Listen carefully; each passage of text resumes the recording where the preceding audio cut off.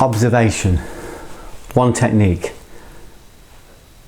Somebody asked me, somebody wrote to me recently about one of the podcasts I did about the power of now, but Eckhart Tolle's concept of finding the observer in your head and using the observer to dissolve pain, fear, pain bodies, subpersonalities, negativities. So when these fears and negativities rise up in us, or we feel overwhelmed by fear or by grief or by terror or by rage or by jealousy or by anger or by envy, but any of these negative emotions or these negative beliefs, when it rises up, we learn to observe the feelings. We observe them in our body. We observe them, but we don't engage them. We observe them, but we don't identify with them. And so someone was asking me if I could explain that more. I would recommend that you read The Power of Now by Eckhart Tolle, or better still listen to the audio. It's a really good audio because it goes into depth into the technique. But I will just add a little bit about what I understand about it. What I understand from my own life and from myself is that most people are several different personalities. Their personality changes every 5 minutes according to who they are, who they're with, where they are, according to the last person they've spoken to. So you can get someone that can be very kind, but then can be very cynical. You can get someone that's very loving, but then can become very angry. You get someone that can be very generous, but then can become very tight and feel as though everyone's taking advantage of him. You can get somebody that's loyal, but then sneaks behind his wife's back. You can get someone that's virtuous, but it finds himself sneaking onto the porn sites on the internet because they don't know who they are. So there's several different personalities. They call it the many eyes. There are lots of eyes, and each one of those eyes comes up, takes over the driving seat, engages the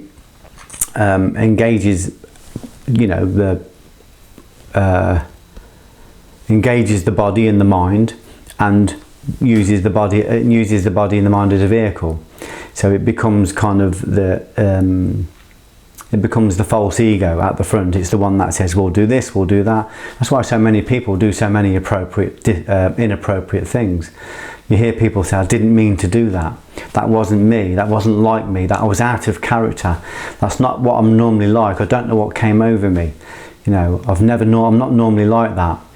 And it's because it wasn't them. It wasn't who they are. It was a separate side of them, a separate personality or a separate script. So people don't know who they are. When the lights are off and they're on their own, they don't trust their own hands. And I was like that for a long time until I found out who I was, until I realised exactly who I was. So when I sit in the dark on my own at night, I know who I am. And I know who I talk to, and I know what my intentions are, and all of them are good. And if anything comes up that isn't me, then I learn to observe that and dissolve it. So in other words, if I have a feeling of anger come up, I observe the feeling, I observe the emotion, I don't engage it. So I don't become angry. I'll just look and I'll go, yeah, I can feel anger. I can feel jealousy, I can feel rage. I notice it as clearly as so somebody else has walked in the room. And I don't engage it. So when I say engage, I mean, I don't suddenly become envious and start talking about people. I don't become angry and start, doing angry things. I don't become jealous and start questioning my wife. I don't become tight and start hoarding my money. I don't engage them. If the fear comes up and when I'm going to do something, I don't engage the fear. So if I've got to go and do a public speech and I'm suddenly feel overwhelmed with fear, the fear will want me to run away. The neurotic fear will want me to step away, but I will observe the feelings in my body, but I won't engage the feelings. So I will go and do the talk anyway. I might even say to the audience, I'm overwhelmed with fear, but I'm here because I want to experience that. So when these feelings rise up and we don't engage them, we don't identify with them, in other words, we don't run with them, we don't feed them, these feelings have no choice eventually but to dissipate. And if we've got a strong fear of something, if envy comes up and we don't engage it and we don't identify with it, the feeling of envy will be liberated, and the energy that's locked in that, the effulgence, will come over to us, and we'll expand our conscious net, we'll expand our soul, we will expand the observer. So every time we overcome a fear, every time we refrain from gossiping, every time we refrain from being inappropriate, we feel the feelings come up, but we don't engage or identify with them. In other words, we don't let them possess us.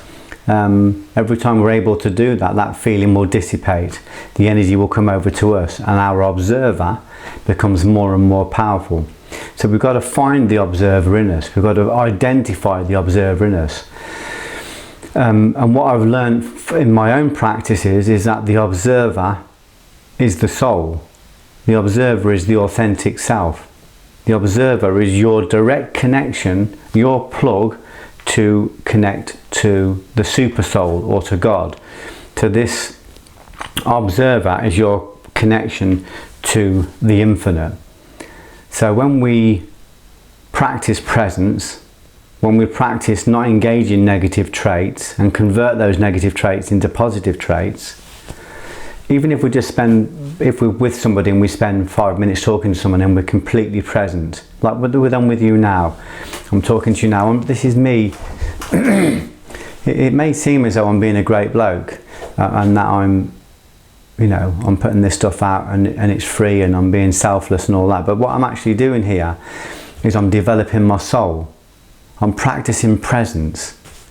I don't have to do it here. This is a separate exercise. I'm creating a tabernacle here. I'm creating a little pocket of energy that I'm going to throw out into the world, and I'm going to plant it in as many places as possible.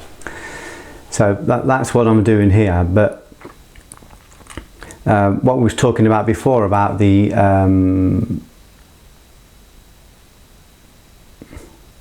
I've completely lost track of it. I'll come back to it in a second. I've lost where I went with it, but I'll come back. So when I'm engaging now with you, I'm practicing presence. But I can do that when I make a cup of tea. That's why the tea ceremony in Zen is very important. It's saying be present when you make the tea. Be present to the detail. You can't be present if you're making the tea, checking your phone, scratching your arse, thinking about tomorrow, thinking about yesterday. Your mind's scattered all over the place. There's no muscularity there. So this is having the ability, and this is what freedom is. This is where freedom lies. Freedom is the ability to be able to choose what you engage and what you don't engage.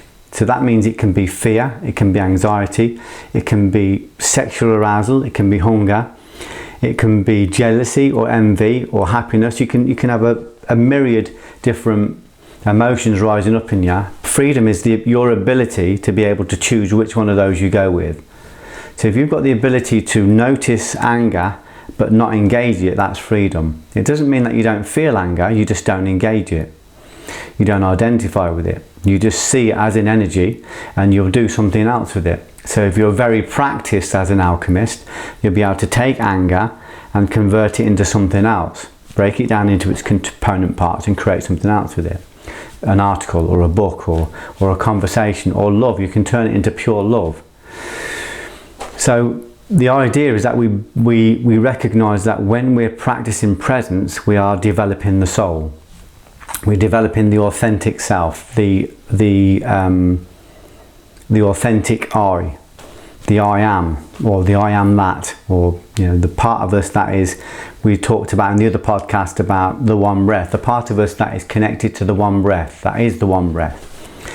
So it's as simple as if you're overeating, for instance, you have an urge to eat an extra sweet, or you have an urge to eat an extra sandwich, you refrain from that. When you refrain from that urge to eat will come up and it will be very strong and very compelling.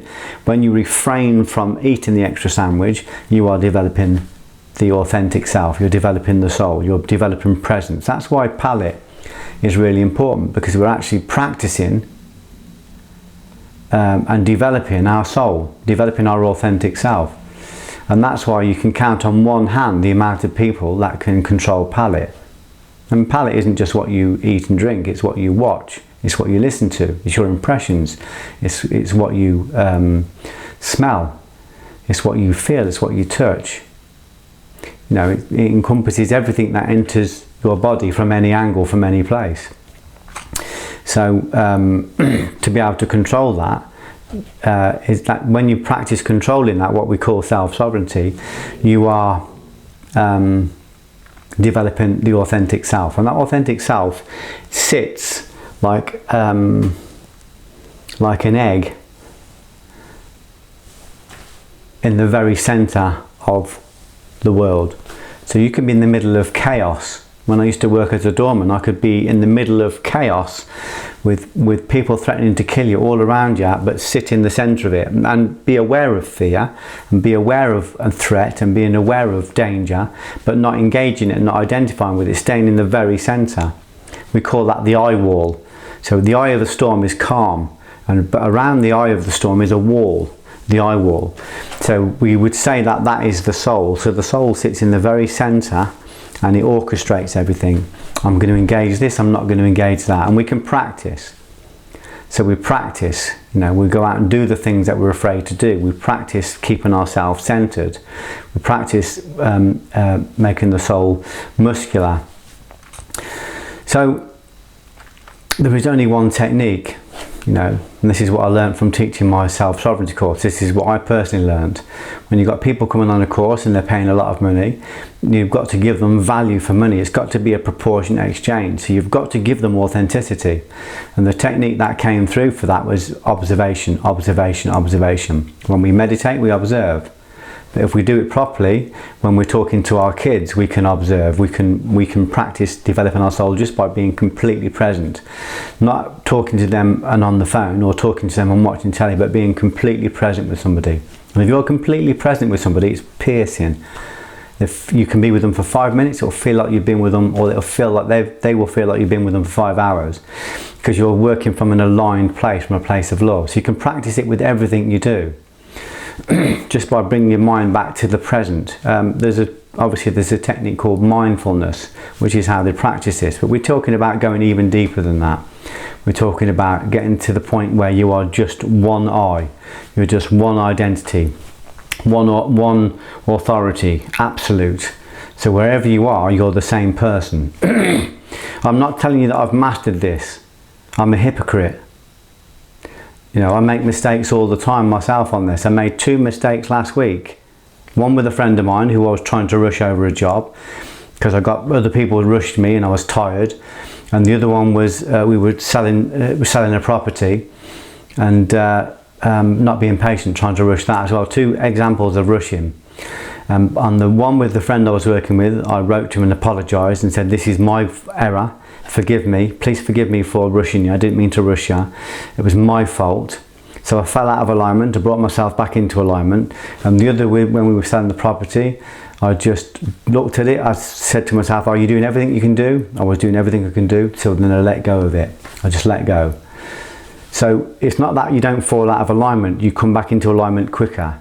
I said something, I snapped at Sharon yesterday. She said something to me. I've been up at 10 to 4, at 10 to 5. I've been to London, been a busy day. I come back and I was impatient with her. And I snapped, not loud. I just was, I was just a bit unkind, a bit grumpy. And within about 30 seconds I said, sorry, I'm really sorry Sharon, it's me, it was my fault, I apologise, it was me.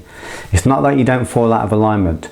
Francis of Assisi fell out of alignment, Christ fell out of alignment, you know, all of the prophets fell out of alignment. They just learned to get themselves back into alignment very quickly. You are human and you will err.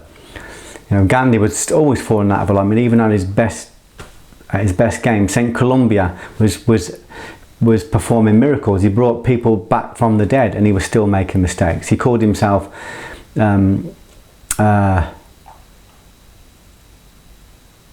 beginning man. He said, I'm always seem to be back at the beginning again. I keep falling off. I keep making mistakes and I'm back at the beginning again. But we all do that. The key is to recognize it, identify it, you know, make amends for it, you know, apologize for your remiss. And then next time when that comes up, you'll know it a little bit better. Next time it won't catch you quite so quickly. So the key is not that you're not going to fall out of alignment, but that you notice it and that you don't fall back into it. You don't fall out of alignment in the same place again. And you apologise and you make amends. then you're practicing, then you're cooking on gas, and then you can start being powerful in the world. So observation is the only technique you need. You observe your body. You observe your body in the world. You observe your reactions to things. If pilot lights of fear or anger or rage or jealousy or envy, excuse me, they start coming up, you notice them, but you don't identify with them, you don't engage them, you don't feed them, you don't become angry, you don't become envious. You just locate the feeling. There will be a feeling. You locate the emotion. There will be an emotion. You locate the voice. There will normally be a voice, and the voice will talk angry or try to rationalize its anger, or talk greedy or envious and try to rationalize that. Notice it. Notice it's separate. Don't engage it. So the people that are able to develop the observer to the highest level become, and I'm quoting from theology, but the ones that can master their observer become God, because then they find freedom. When I was working with one of my friends, Tony Summers, many years ago, when I was going through a very difficult cleansing, he said to me, "What do you want, Geoff?" And I said, "I want to be free." And I didn't know what that meant, but now I do know what it means.